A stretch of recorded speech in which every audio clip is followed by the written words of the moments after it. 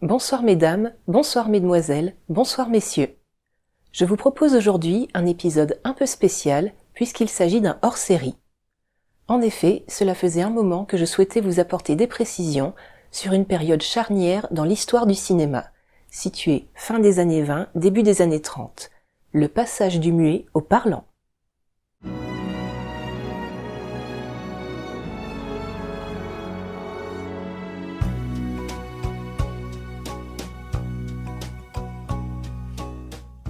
Autre temps, autre mœurs. À l'époque, les acteurs étaient surtout recrutés pour leur physique. Enfin, c'était plus communément admis qu'aujourd'hui. Évidemment, comme on ne les entendrait pas parler à l'écran, on ne leur demandait pas de sortir de l'acteur studio. Combien de parfaits inconnus se sont vus piocher au hasard, parfois même dans la rue, et propulsés directement à l'écran, uniquement parce qu'ils étaient photogéniques ?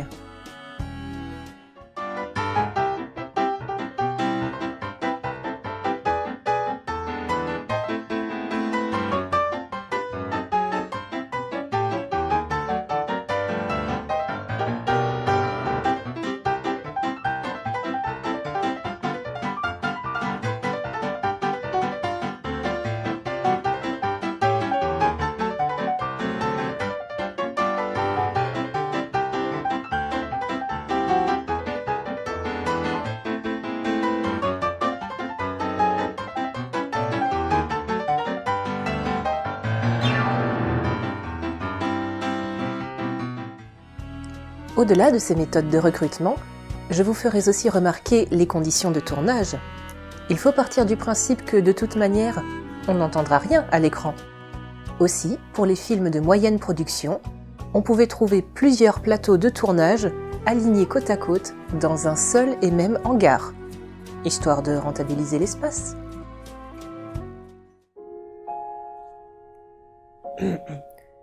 Oh, Roméo, pourquoi es-tu Roméo ? Philippe! Renie ton père et refuse ton nom.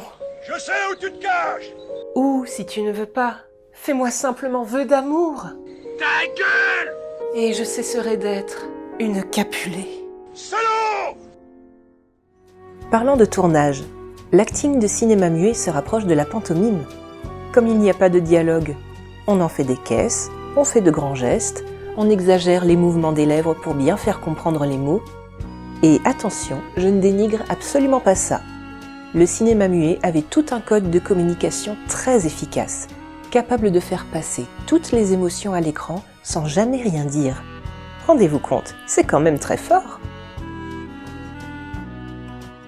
Du cinéma muet initial vers le parlant des années 30, plusieurs technologies ont été exploitées pour faire la transition, en passant par des films où l'on entendait juste des chansons par moments. Mais c'est en 1927 que le parlant explose réellement au cinéma avec le film Le chanteur de jazz. Pour la toute première fois, on avait enfin la musique et les dialogues réunis. La toute première réplique de l'histoire du cinéma que le public a entendue, la voici sur un plateau. Wait a minute, you ain't heard nothing yet. Wait a minute, I tell you, you ain't heard nothing. Aujourd'hui, j'ai l'impression que ce code de communication dont nous parlons est un peu tourné en ridicule. Après tout, il est très daté et l'on ne prend toujours en compte que les films comiques. Mais il existe des scènes d'émotion magnifiques qui étaient transmises uniquement avec certaines attitudes ou regards.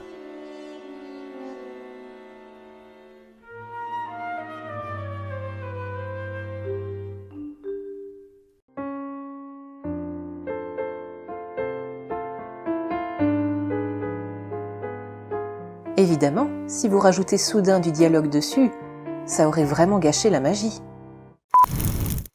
Voilà bien ma chance. Que pourrais-je lui dire ? Jamais je n'aurai le courage de lui avouer la triste vérité.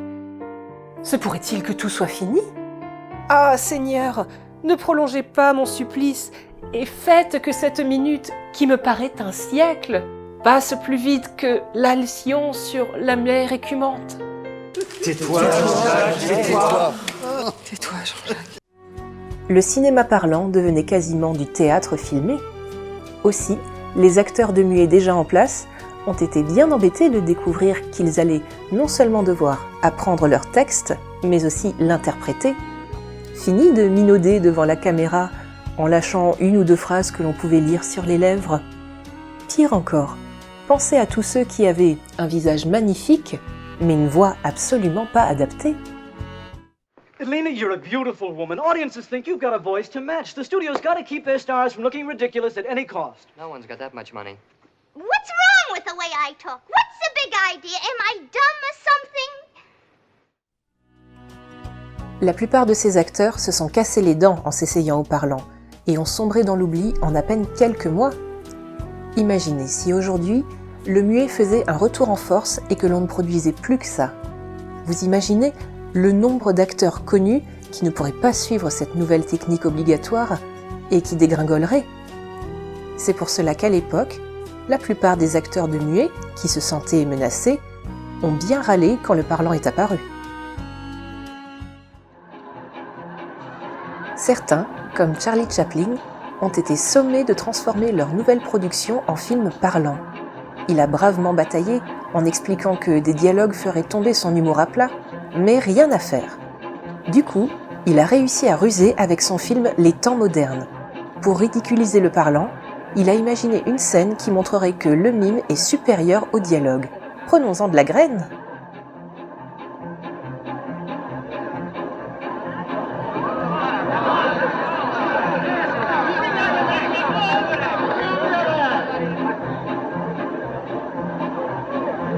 Se bella più sedore, je notre soccafore, je notre citavore, je la tula tila toi.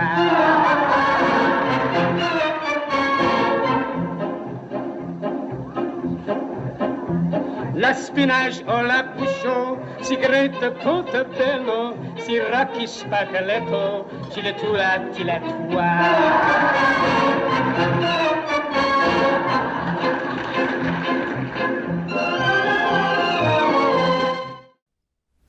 Nous avons aussi le cas de stars avec une voix tout à fait correcte, mais dont les producteurs ont sabordé la carrière pour pouvoir se débarrasser d'eux, car trop capricieux ou ingérables pour eux. Une pensée pour vous, John Gilbert, Louise Brooks, Gloria Swanson et consorts.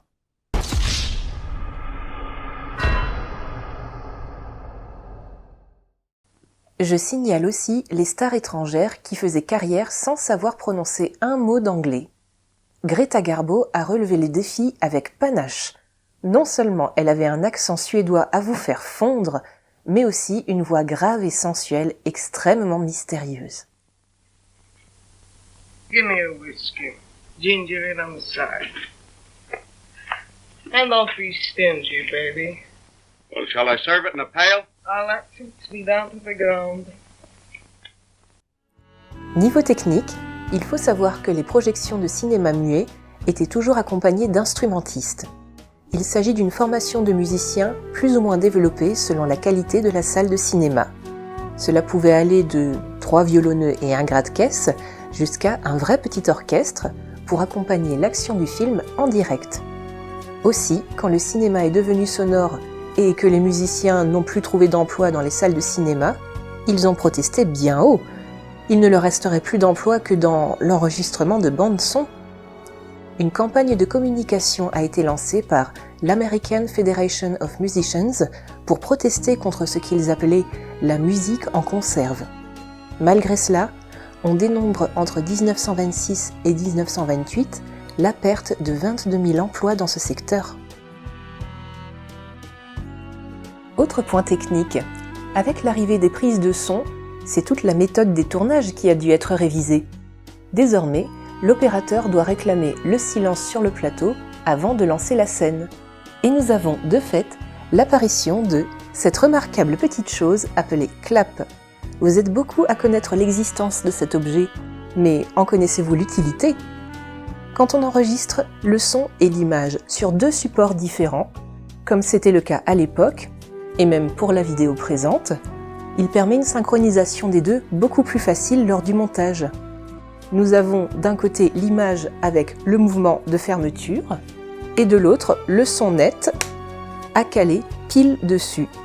Je vous affirme d'expérience qu'il est bien plus facile de synchroniser avec cette méthode plutôt qu'en se basant uniquement sur les seuls mouvements de lèvres.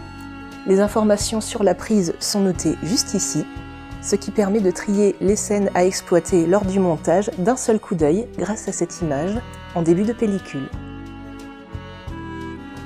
Plusieurs films parlent de cette période et lui rendent hommage, comme Chantons sous la pluie, dont je vous ai montré quelques images, mais aussi plus récemment The Artist. Le film Boulevard du Crépuscule mentionne plusieurs détails de cette période et lui redonne ses lettres de noblesse sur un ton nostalgique. Au passage, j'ai déjà parlé moi-même de plusieurs de ces films, donc si vous avez envie d'approfondir le sujet.